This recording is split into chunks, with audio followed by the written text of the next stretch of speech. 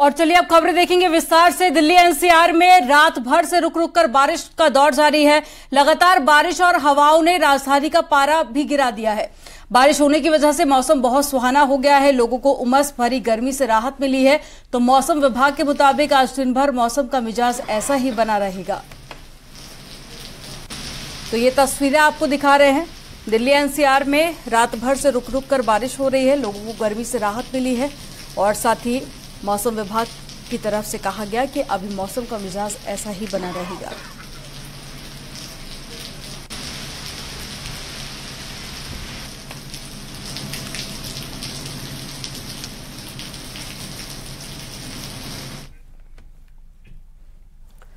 और आगरा में जूते बनाने की फैक्ट्री में आग लग गई। आग इतनी भीषण थी कि लपटें दूर दूर तक दिखाई दे रही थी। दमकल की टीम ने कड़ी मशक्कत के बाद आग पर काबू पाया। हादसा सिकंदरा थाना इलाके के यूपीएसआईडीसी क्षेत्र में हुआ है। शॉर्ट सर्किट को आग लगने के पीछे वजह बताया जा रहा है। आग की चपेट में आकर लाखों रुपए का माल जलकर राख हो गया है।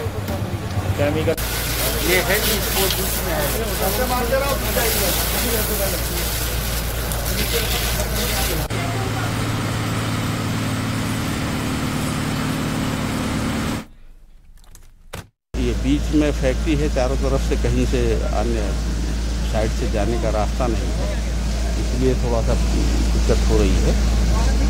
फिर भी हम पूरी तन्मयता के साथ हमारी टीम आग बुझा रही है। लगभग कितनी गाड़ी लग चुकी है फायर ब्रिगेड की? लगभग 8 गाड़ियाँ लगी हुई हैं।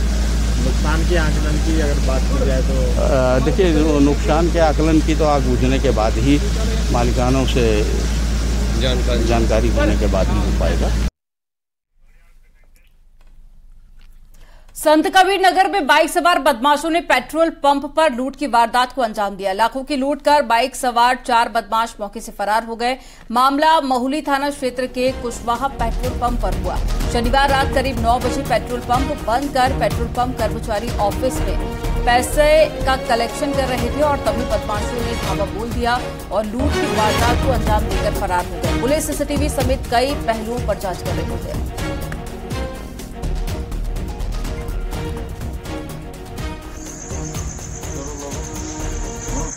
करने के समय अपना पैसे को गिन रहे थे। उसी समय एक अपाची पे 4 व्यक्ति आए जिनकी उम्र करीब करीब 20 से 25 वर्ष के बीच में रही होगी।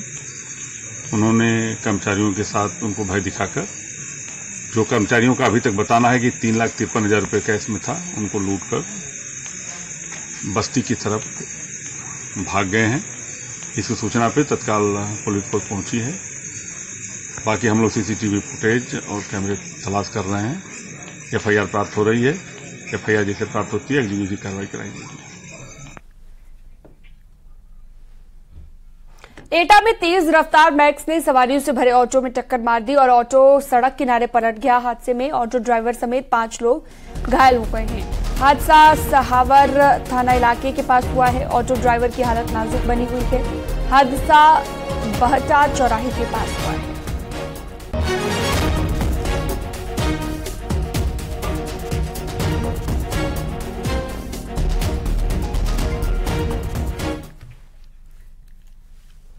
हरदोई में हाईवे निर्माण में बाधा बन रहे घरों पर बुलडोजर गर्जा। सड़क के दोनों तरफ बने घरों पर जिला प्रशासन का बुलडोजर चला है।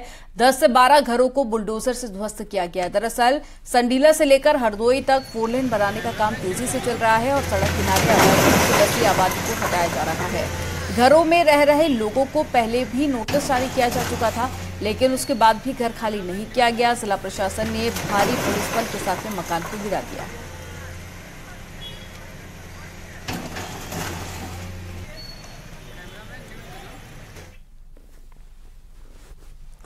गाजियाबाद में इलेक्ट्रॉनिक आइटम की फैक्ट्री में भी भीषण आग लग गई है। आग से लाखों का माल जलकर राख हो गया है। थाना साहिबाबाद के इंडस्ट्रियल इलाके की यह घटना बताई गई है। आग आसपास की फैक्ट्रियों में भी फैल गई थी और 27 फायर टेंडर की मदद से आग पर काबू पा लिया गया है।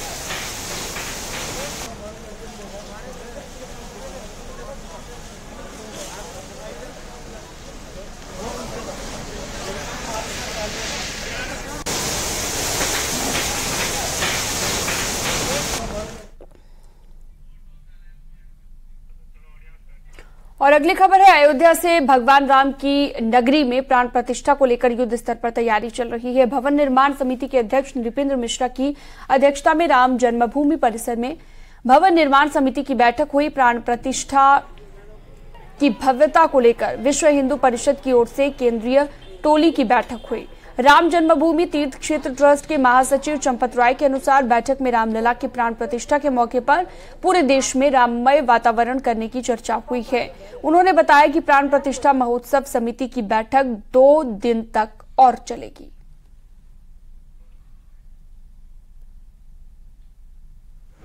प्राण प्रतिष्ठा के अवसर पर संपूर्ण भारत का वातावरण सात्विक, सांस्कृतिक, धार्मिक अर्थात राममय बनाया जाए तो कैसे बनाया जाए, क्या पद्धति अपनाई जाए कि एक एक करके देश के सभी राज्य और वहाँ का समाज अयोध्या में नए मंदिर का और उसमें प्राण प्रतिष्ठित राम जी के विग्रह का दर्शन कर सके। बाबा भोलेनाथ की नगरी वाराणसी में श्री काशी विश्वनाथ मंदिर में इस बार बाबा को चढ़ावे का रिकॉर्ड बन गया है।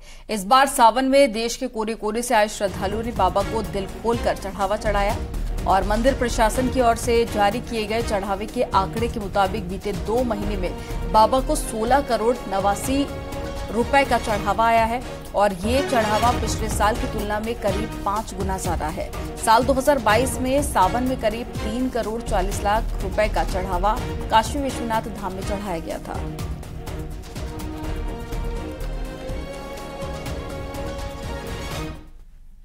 जो श्रद्धालुओं की संख्या ही वो न्यास के लिए भी अत्यंत उत्साह का विषय था। पूरे 2 माह में अगर हम बात करें श्रद्धालुओं पे, जहां हमने न्यास से कई सुविधाओं पे खर्च किया, वहां श्रद्धालुओं ने दिल खोल करके हमें अपने चीज़ों को चढ़ाया भी। यहाँ पे दान आदि के माध्यम से काफ़ी पैसा चढ़ाया यहाँ पे, तो उससे हमें और उत्साह मिला कि हम आगे फ्यूचर में न्यास के माध्यम से और बढ़िया व्यवस्थाएँ कर चुके। पूरे सावन के 2 माह में 16 करोड़ से अधिक का नगद चढ़ावा आया है, जो कि श्रद्धालुओं के लिए हम आगे सुविधाओं को विकसित कर पाएंगे। उस पैसे से आगे आने वाले समय में और चीज़ें बेहतर दिखेंगी। पिछले 2 साल में वाराणसी में पर्यटन के आंकड़ों ने कई रिकॉर्ड तोड़ दिए हैं। देश के कोने कोने से और विदेशों से भी पर्यटक वाराणसी घूमने के लिए आ रहे हैं और जो उन्हें वाराणसी के हेरिटेज के बारे में सटीक जानकारी दे सके, इसके लिए कुछ गाइडों की नियुक्ति की गई है। इस डिमांड को देखते हुए पर्यटन विभाग ने गाइडों की नियुक्ति करनी भी शुरू कर दी गई है, लेकिन इन नियुक्तियों में महिला गाइडों को वरीयता देते हुए 20% सीट महिलाओं के लिए आरक्षित कर दी गई है, यानी कि सुरक्षित कर दी गई है। दरअसल देश विदेश से आने वाले पर्यटकों के दल में महिलाओं की भी खासी संख्या रहती है। ऐसे में महिला गाइडों की उपलब्धता की भी डिमांड हुई है। पुरुष गाइडों के साथ इनकी नियुक्ति भी की जा रही है। जो टूरिस्ट है उसकी संख्या बहुत ज़्यादा हो गई है। विगत वर्षों से अगर आप देखें तो हम समझते हैं 10 गुना टूरिस्ट हमारे यहाँ बढ़ा हुआ है और ये डोमेस्टिक भी है, इंटरनेशनल टूरिस्ट भी है। यहाँ पर आने वाले टूरिस्ट को वाराणसी से के स्थानों से परिचित करा सकें, यहाँ का हेरिटेज, यहाँ के घाट। इसके लिए आवश्यकता है कि हम कुछ नए गाइड्स भी बनाएं और वर्तमान में गाइडों का एक प्रशिक्षण भी विभाग के माध्यम से कराया गया है। सीएम आवास पर सीएम योगी ने डेंगू एवं वेक्टर बार्न बीमारियों के संबंध में बैठक की और संचारी रोग को लेकर सीएम योगी ने अधिकारियों को आदेश दिए हैं। हर शाम अस्पतालों का निरीक्षण करने, रोजाना सैनिटाइजेशन और फॉगिंग के आदेश दिए गए। इस साल 1 जनवरी से 7 सितंबर तक यूपी में चिकनगुनिया, डेंगू और साथ ही मलेरिया के मामले बढ़े हैं। सीएम योगी ने कहा है कि सभी प्राइवेट अस्पतालों को संचारी रोगों से ग्रसित मरीज की जानकारी देना अनिवार्य है।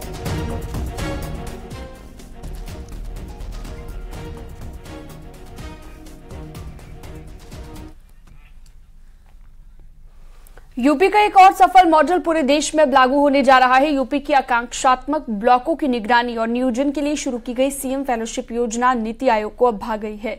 यूपी की तर्ज पर केंद्र ने भी पूरे देश में 500 पिछड़े ब्लॉक का चयन किया है। इनमें 68 ब्लॉक यूपी के हैं। नीति आयोग इन सभी ब्लॉकों में फेलो नियुक्त करेगा और योजना को अपनाने के लिए आयोग ने सभी राज्यों को पत्र भी लिखा है। इसमें फेलो की नियुक्ति भी शामिल है। आपको बता दें कि पहले भी योगी सरकार की कई योजनाएं केंद्र सरकार लागू कर चुकी है।